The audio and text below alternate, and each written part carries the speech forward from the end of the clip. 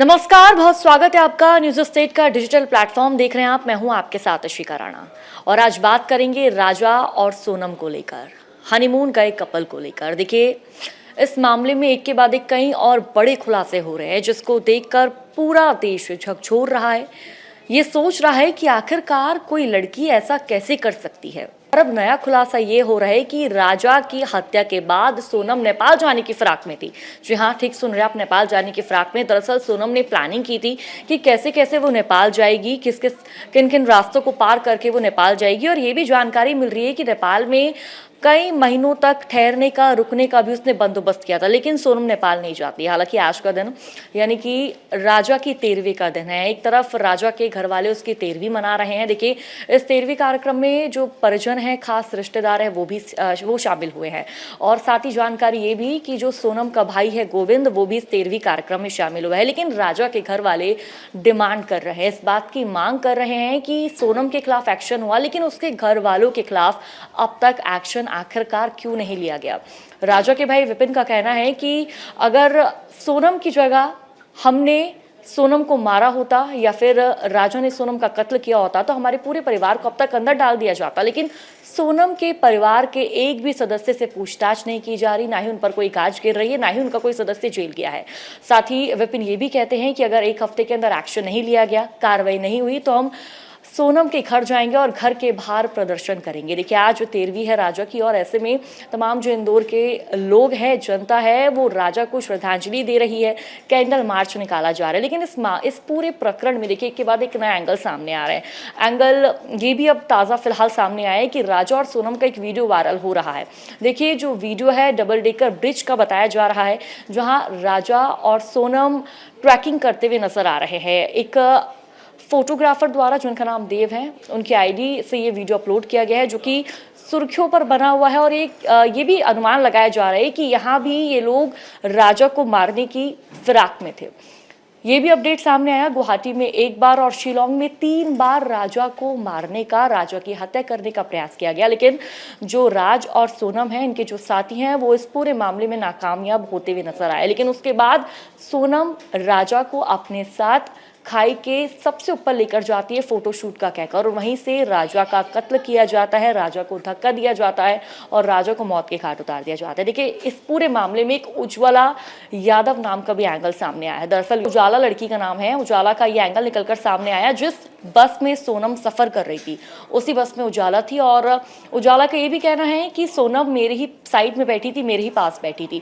और जब मैं रील देख रही थी इंस्टाग्राम पर, राजा की मैंने रील देखी तो सोनम एकदम से भड़क गई। सोनम का कहना था कि फालतू चीजें हैं, कि बेकार है, ऐसा कुछ नहीं हुआ है। और जिसके बाद जब सोनम की गिरफ्तारी हुई तो उजाला का यह कहना है, तब मुझे पता चला जो मेरे साइड में बैठी थी वही राजा की हत्यारन यानी कि सोनम थी। देखिए, जानकारी ये भी सामने आ रही है कि सोनम को बस पर बैठाने के लिए 2 युवक आए थे।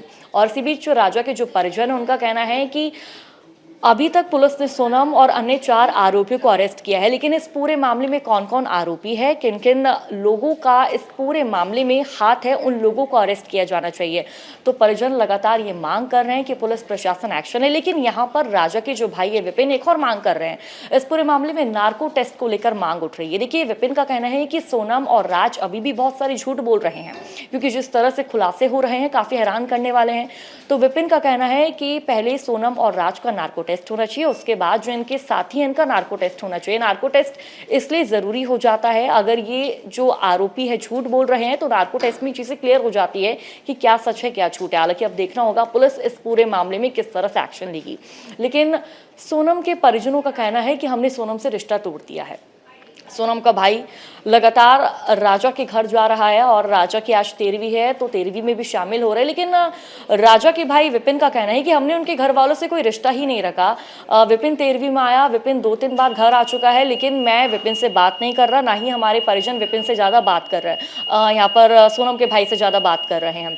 लेकिन इस पूरे मामले में देखिए, एक के बाद एक खुलासे हो रहे हैं। हालांकि ये भी जानकारी सामने आ रही है कि जो सोनम का भाई है। मेघालय पुलिस सोनम के भाई को मेघालय बुला रही है तफ्तीश के लिए, जांच पड़ताल के लिए। देखना होगा कि सोनम का भाई आखिरकार कब तक मेघालय जाता है और पुलिस अगर वेरिफिकेशन करेगी तो उस वेरिफिकेशन के दौरान क्या कुछ बड़े खुलासे होंगे।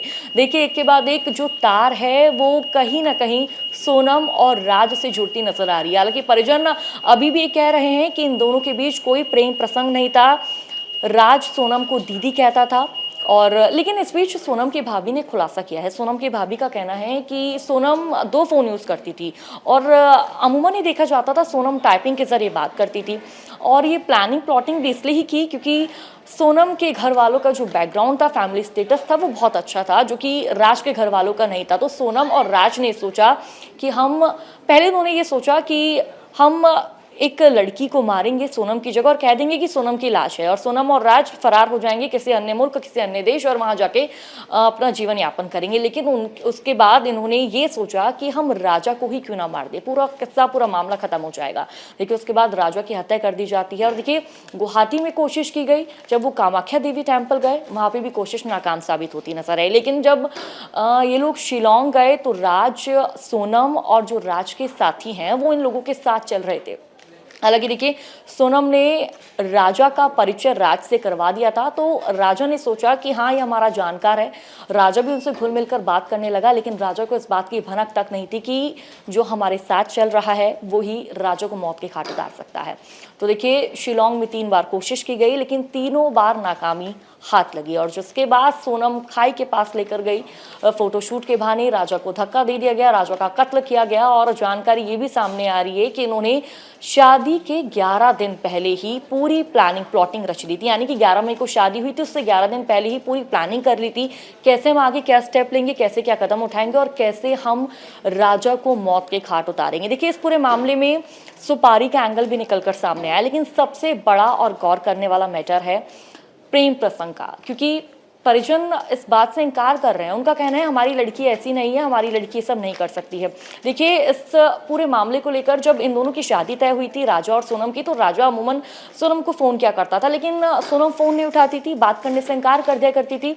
जिसके बाद राजा ने अपने परिजनों को बात बताई कि सोनम शायद इस रिश्ते से नाखुश है, वो मेरे से बात ही नहीं करती है। और फिर राजा की जो माता हैं, माता द्वारा सोनम के परिजनों से बातचीत की जाती है कि आखिरकार सोनम राजा से बात क्यों नहीं करती है। तो परिजनों का कहना होता है, सोनम की माता का कहना होता है कि ऑफिस जाती है लड़की, थक जाती है। लेकिन इसके बाद सोनम राजा से बातचीत करने लगी। राजा को भी लगा कि हाँ, सेटिस्फैक्शन है, ठीक है, हम दोनों इस रिश्ते में खुश रहेंगे। लेकिन राजा को ये नहीं पता था कि ये रिश्ता ही उसकी मौत की वजह बन जाएगा। अचानक इनका शिलोंग जाने का प्लान बनता है, क्योंकि जब विपिन से बात की, यानी कि राजा के भाई से बात की, तो राजा के भाई का कहना है कि हमें इस बारे में जानकारी नहीं थी कि कब वो शिलोंग निकल गए। उनका क्या गुवाहाटी जाने का भी प्लान था, क्योंकि गुवाहाटी का पहले उन्होंने प्लान बनाया, कामाख्या देवी गए, वहाँ पर राजा को मारने की कोशिश की, लेकिन जब नाकामी यहाँ पर हाथ लगी तो सोनम ने ही टिकट बुक करवाई और राजा के साथ शिलोंग गई, ताकि सोनम और उसके साथियों को और भी लंबा वक्त मिल जाए राजा को मारने के लिए। और वही हुआ, सोनम राजा के साथ जाती है शिलोंग। और देखिए, एक लॉज में, एक रूम में अपना ये बैग छोड़कर जाते हैं। और देखिए, मंगलसूत्र भी सोनम उसी सूटकेस में छोड़ देती है, क्योंकि वो राजा को मारने के लिए जा रही थी। इस बात में रोशनी तब गिरी जब एक गाइड द्वारा जानकारी दी गई, राजा और सोनम के साथ 3 और लोग थे। पुलिस को संदेह हुआ कि ये 3 लोग कौन थे, क्योंकि गाइड का कहना था ये तीनों लोग हिंदी में बात कर रहे थे। शिलोंग के लोगों को हिंदी आती नहीं, या फिर उनको इंग्लिश आती, या फिर उनकी अपनी लैंग्वेज आती है। तो ये 3 लोग कौन हो सकते हैं। और जिसके बाद इस पूरे मामले में बड़े खुलासे हुए। और देखिए, अब जानकारी ये सामने आ रही है कि सोनम ने ही अपने साथी राज के साथ मिलकर और अपने अन्य साथियों के साथ मिलकर राजा को मौत के घाट उतारा है। जो राजा के घर वाले तमाम सवाल खड़े कर रहे हैं, नार्को टेस्ट की मांग कर रहे हैं, और इस पूरे मामले में पुलिस को और भी सख्त एक्शन लेने के लिए कह रहे हैं। हालांकि अब देखना होगा इस पूरे मामले में पुलिस क्या एक्शन लेती है, क्या कार्रवाई करती है, और अब तक क्या कुछ राज सोनम द्वारा आगामी दिनों में उगले जा सकते हैं।